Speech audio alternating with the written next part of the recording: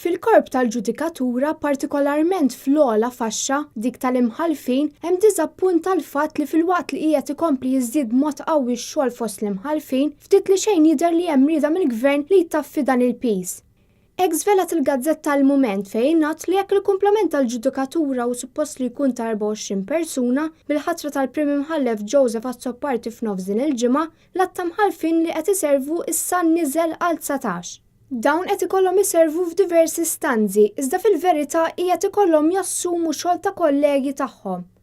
Ix-xogħol għall-imħallfin mistenni jkompli jiżdied fil-futur qrib ukoll meta l-Qorti ta' Għawdex tibda tassumi wkoll ir-rwol ta' Prim Awla tal-Qorti Ċivili u Superjuri u allura biex tiffunzjona jeħtieġ ikollha servizzi ta' mħallef. Fis-sena u nofs li ġejja, sadattant mistennija jirtiraw ukoll aktar imħallfin, fosthom Antonio Mizzi, Silvio Meli u Noel Kuxkieri.